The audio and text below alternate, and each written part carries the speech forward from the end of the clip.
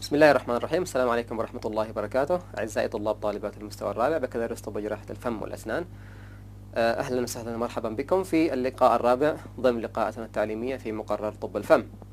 في هذا اللقاء سنواصل الحديث عن مراحل ما قبل وصول الطبيب للفاينل diagnosis. So we have started about taking the comprehensive clinical history, medical history in general, taking a comprehensive history, and continue to explain the intraoral, extraoral examinations. In this lecture we will start about the first part of investigations. We'll specify this lecture about talking about the blood test, which is one of the specific investigations which help us to reach the final diagnosis after we perform the clinical, medical and general history and clinical examination, and reaching the investigations to help us to confirm the final diagnosis. The learning outcomes of this lecture, the students should be able to describe the normal values of hematological tests and relate these findings with the systemic conditions of your patients. As we mentioned before, the patient should be examined as a whole patient, not just to concentrate in the oral cavity. You should deal with your patient as a whole patient regarding the review of systems of your patient, and also correlate the findings with the general systemic conditions, and will be able to correlate these findings with the oral lesions. And also you should be able to correlate the systemic conditions with the oral manifestations of those conditions.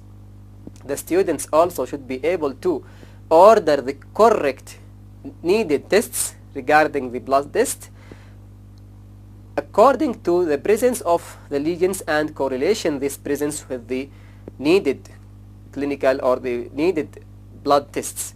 The students also should be able to interpret the findings of the laboratory results of your sampling blood tests, and also after interpretation of these findings correlate these findings with the systemic conditions and its oral manifestations. The references of the fourth lecture will be also the handbook of oral medicine as well as Burkitt's oral medicine. In this lecture we will talk about many topics regarding the blood tests.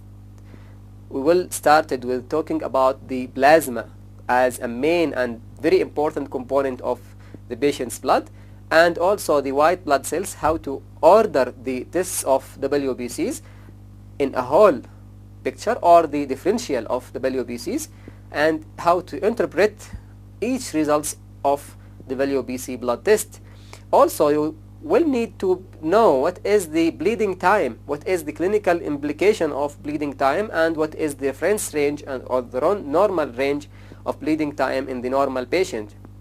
Also complete blood count, we'll talk about it in detail, which is the most ordered blood test regarding the general condition of the patient and its oral manifestation. The hemoglobin level, it is also a very important component of blood test regarding the anemic patient or other or general manifestations with general conditions with its clinical manifestations, oral manifestations. In addition to the platelet count, we will know about the importance of the blood test regarding the platelet count and its relation with the general condition of your patient, and you should correlate it with the oral manifestations.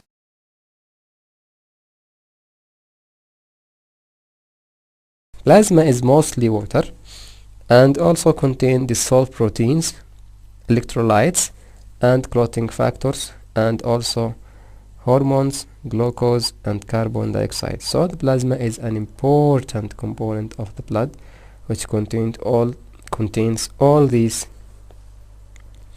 molecules, and all these molecules such as protein, electrolytes can be interpreted for its increasing or decreasing values and associate or correlate these findings with the patient general condition. As we see in this graph, the plasma is, this is the centrifuged blood. So the plasma were resulted from centrifugation of the, or centrifuging the blood and specified machine in the laboratory. The centrifuge blood will be appear as this picture in the blood tube. This part is the plasma, liquid part of the blood, dilute solution of salts and glucose, amino acid, vitamins, urea, proteins and fats, as we mentioned in this part of the slide.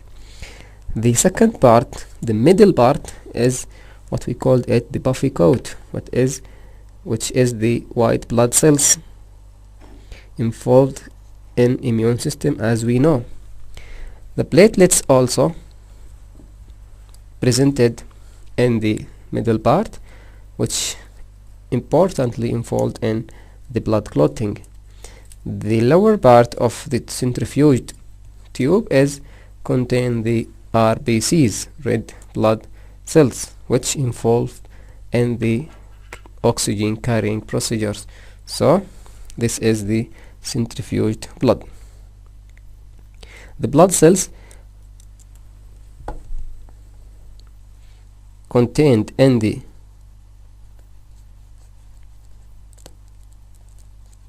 blood are the RBCs and the BCs, white blood cells. We called it the leukocytes, and also the platelets. So we have the platelets, RBCs and leukocytes. The term serum referred to plasma from which the clotting proteins have been removed. So the serum is clotting factors free plasma. Blood tests can screen for systemic diseases and dysfunction like diabetes, ordering RBS, rapid or random blood sugar, and also liver and kidney function. So we can order liver function test or kidney function test by taking a sample of blood and order these tests for the laboratorist.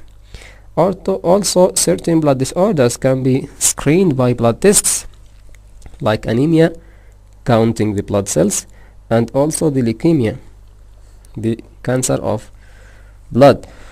Abnormal bleeding and clotting disorders also can be screened by a sample of blood, like hemophilia, like thrombocytopenia.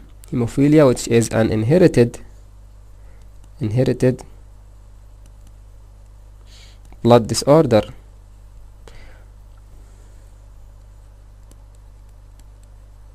So the patient complained from abnormal bleeding, severe abnormal bleeding. Inflammation also can be screened by blood tests like autoimmune diseases, as well as the infections like HIV, hepatitis B, and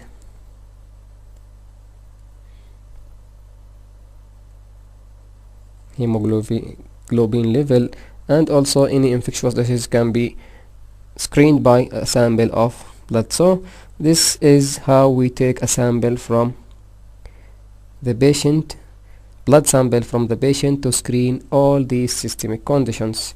We will take an arterial blood from the patient by the syringe, put it in the laboratory tube, and centrifuging. This centrifuging will separate the components of blood, each part alone. This is the plasma, which containing about 55% of the whole blood, and this is the puffy coat area containing leukocyte, white blood cells, and the platelets, which comprise about 1% of the whole blood, and this part containing 45% of the whole blood, which contain the RBCs. This slide explains the components of each part of the blood or the separated blood. This is a sample of whole blood contains plasma, as we mentioned, and also contained red blood cells and white blood cells and the platelets. This is the shape of RBCs as we know in the biology. Also, the white blood cells composed of 5 types of RBCs. We can order this test as a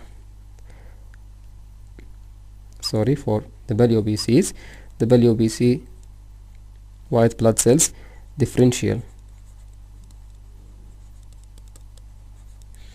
The WBC differential, in this test the laboratorist will get a result of each component of each type of the white blood cells, starting from neutrophils, eosinophils, basophils, lymphocytes and the monocytes.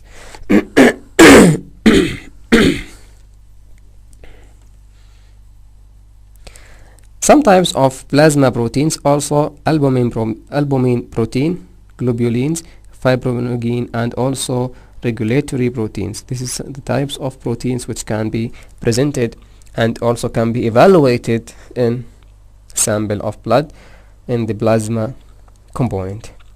The first test which can be ordered, and I think it is the most type of test which ordered and can be getting from the blood tests, is the complete blood count, CBC. CBC containing the red blood cell level data about the red blood cell. The red blood cells also can provide us with an information about the total blood cell count, total number of RBCs, and the hemoglobin, which is the coloring part of the RBCs, hematocrit, which is the number of RBCs in the blood, and also the mean corpuscular volume, MCV, which is the average of RBCs in the blood volume, the average volume of RBCs in the blood. Also the erythrocyte sedimentation rate, which is the test of inflammation associated with inflammation or infection, cancer, autoimmune diseases, which is non-specific test, but also it is an important test to provide us with information about the systemic condition of your patient. So the test measure the total number of RBCs per volume of the whole blood, and the lower values can be founded in blood loss, hemorrhage, bone marrow failure, deficiencies of iron, folate and vitamin B6, B12, as well as when the patient complaining from hemolysis and certain cancers. High values can indicate high altitude patient, presented in high altitude patient, congenital heart diseases, cor pulmonale, which is a altered function of the right ventricle due to large disorder in the lungs. Polycythemia vera, also presented with high values of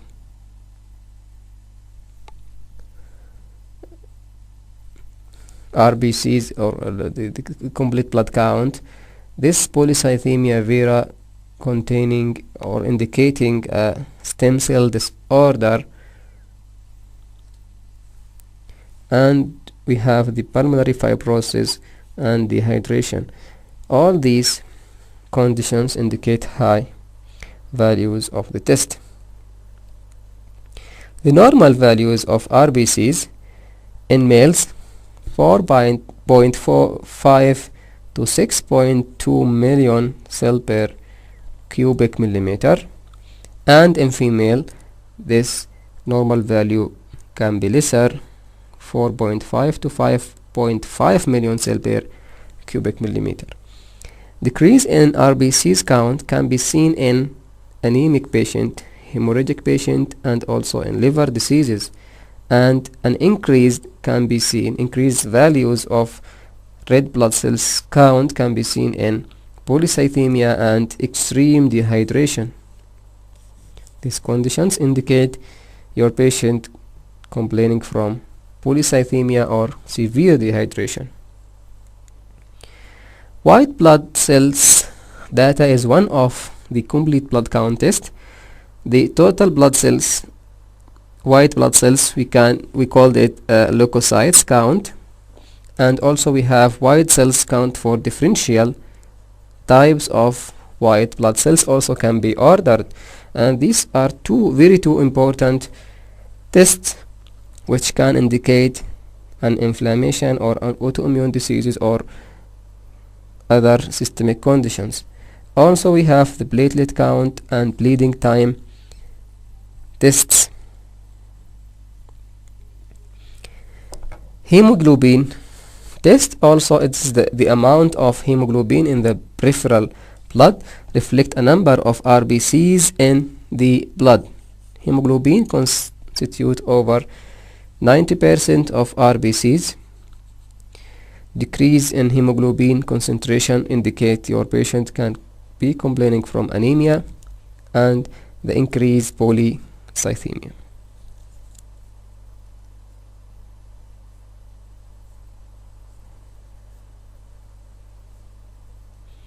Hematocrit,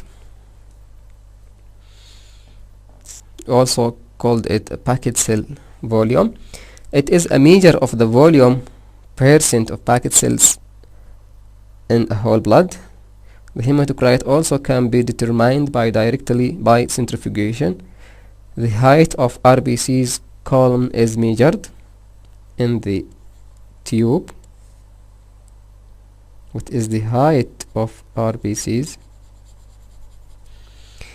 Also can be compared to the column of the whole blood. The column of the whole blood can be also compared with the volume or the height of the RBCs.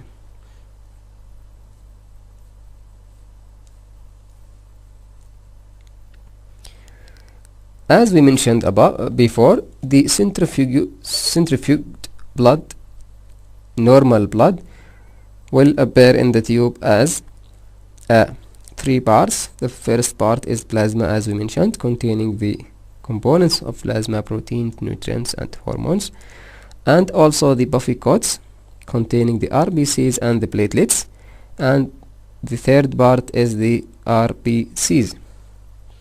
So this tube containing a normal blood, so this is the normal distribution of the blood components, about 42% of RBCs, and this tube indicate an anemic patient, so this is a lower height of RBCs in the tube. This patient complaining from polycythemia, so the height of RBCs are increased height of the column of RBCs compared to the normal tube. Indications of CBC: when we should indicate complete blood count test, when we has a doubt in the patient having a anemic patient as anemia, so it is an important indication to order CBC when you think your patient having anemia. The history of blood loss can lead to anemia. History of pallor of oral mucous membrane, when you do an examination for the oral mucosa, you see that the oral mucous membrane are pale, and also pale conjunctiva, pale nail beds might indicate anemic patient. Evaluation of patient for general anesthesia: when your patient will undergo extensive surgical procedures, and he will undergo these surgical procedures under general anesthesia. So to tolerate the general anesthesia and to tolerate the surgical procedures, your patient should be fit. Unexplained syncope, excessive fatigue, and also glossitis, and the atrophy of the lingual papillae as we mentioned in the clinical examination. And also when your patient complaining from recurrent persistent gingivitis and stomatitis, you should order CBC. So your patient might have anemia. MCV is the measure of average volume of the RBCs and the size of it. Use of MCV results in classifying the anemia. So normal MCV indicate normocytic anemia. Normal or decreased MCV indicate microcytic. This means small cell size. And the increased MCV indicates macrocytic anemia. So there is a large cell size of the RBCs.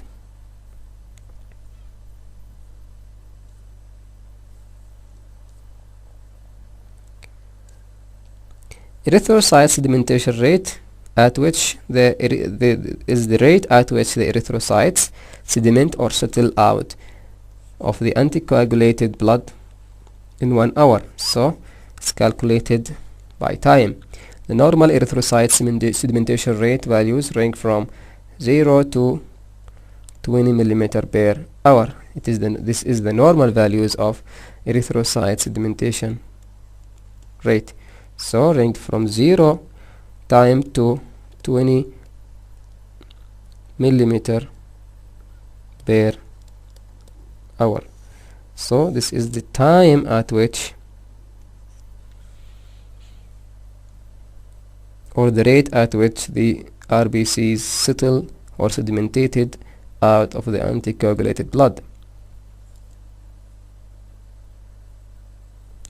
WBCs, white blood cell count, a count of a total WBC or leukocytes count in 1 to 3 millimeter of peripheral blood. This is the amount of the sample of the blood should be withdrawn from your patient. Interpretation of WBCs count as this picture. Increase n, when the WBCs increases, we call it leukocytosis. It's increase in the cases of infection, leukemia, polycythemia, trauma, exercise, and after general anesthesia. These are the conditions when the WBCs are increased. Decreased WBCs, leukopenia, can be founded in cases with aplastic anemia, with influenza, with catarrhal jaundice, and also early leukemia, depression of bone marrow due to certain drugs, and also chemical toxicity and also shock. These are the conditions where the leukocytes decreased in number.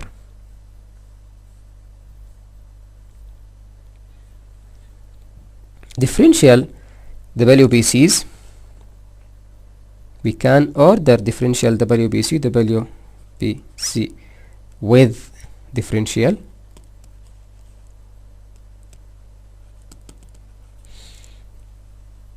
Percentage of each type of leukocytes present in the specimen is measured. The types of leukocytes, as we mentioned before, are the neutrophils, which comprise about 70% of the whole WBCs, and also lymphocytes comprise about 47%, and the other lower percentage of monocyte, eosinophil, and also basophils. It's very important to indicate the amount of each type of leukocytes. So it is very important to interpret the amount of each type of leukocytes, which may indicate an important systemic condition of your patient. For example, the neutrophils can be increased in acute and acute bacterial infections, and also rheumatic diseases. Also thyroiditis. It is a cases, for example, in which there is an increase of neutrophils, which is one of components of the WBCs. Lymphocytes also can be increased in cases of chronic bacterial infections. So this is for acute conditions and this is for chronic conditions. Neutrophils can be increased in chronic bacterial infections and also in hepatitis and viral infections. Monocytes can be increased in cases of parasitic infections. When the patient had a parasitic infections, we can find an increase of monocytes in differential WBC. Eosinophils indicate an allergic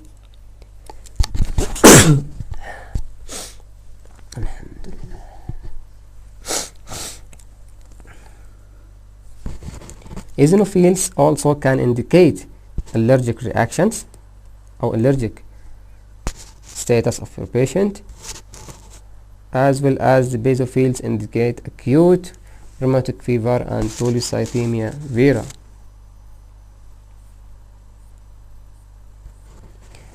Platelet count also, it is an important test which can be ordered from the dentist or from you for your patient, which indicate an important information about the systemic condition regarding the bleeding and anticoagulation and also whatever related to platelet count.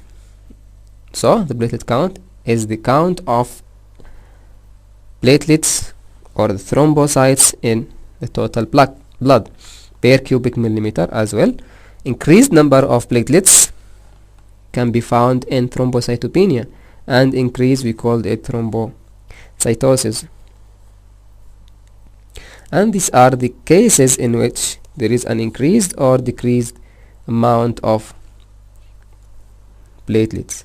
Bleeding time, when you will perform a surgery, either a minor surgery or extraction or whatever, and you have a doubt about the bleeding time of your patient, you will order bleeding time test for your patient. So it is the detection of the patient with bleeding problems, prothrombin or international normalized ratio INR, partial thromboplastin time, thrombin time, and bleeding times. All these are types of tests which indicate the bleeding condition of your patient. In this picture we will see an intrinsic pathway and extrinsic pathway of coagulation as we studied at the level 2 in physiology subject. As we see, it is a cascade of events, and there is the role of the coagulation factors. And platelet count also, the test can be ordered. Prothrombin time activated by tissue thromboplastin tests. Extrinsic and common pathway run with control. So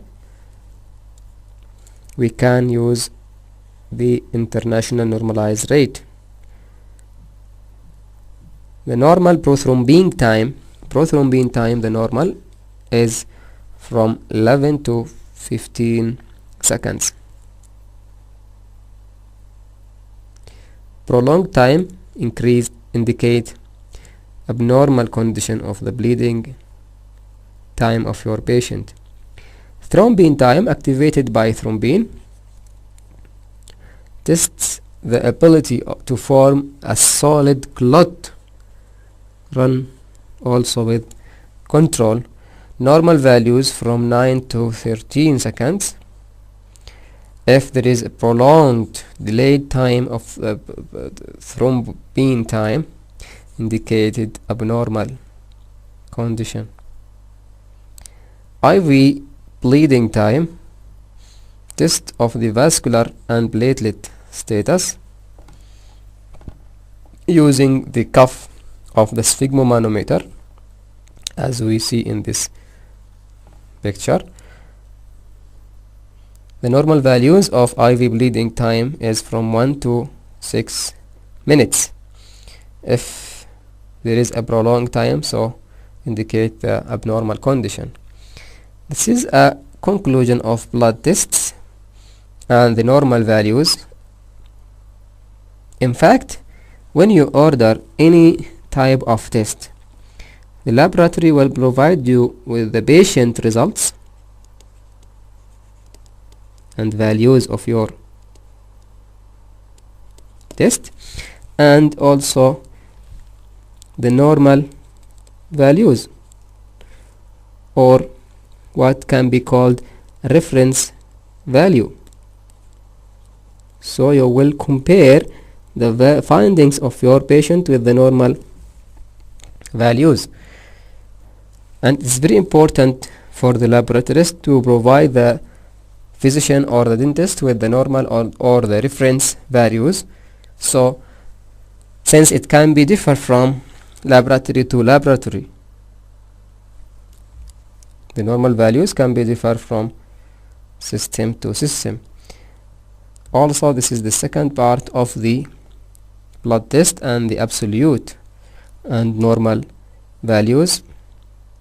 In conclusion, in this lecture we had talking about the blood tests, which can be ordered as an investigation to confirm your final diagnosis and to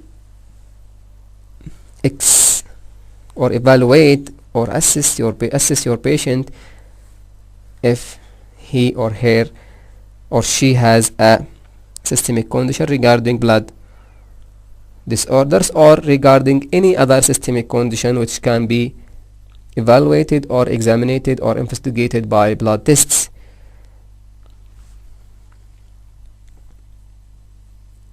The assignment of this lecture: each 5 students must prepare a mini atlas of blood tests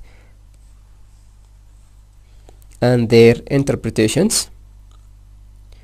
This assignment also will be provided in the assignment section of this course as an attached Word document. It will be the assignment 4.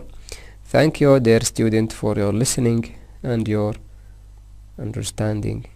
I hope that, and I advise you to read in the physiological aspects of the blood and also the pathophysiology of blood diseases, as well as in the laboratory procedures, in the laboratory aspects of blood tests. Thank you again.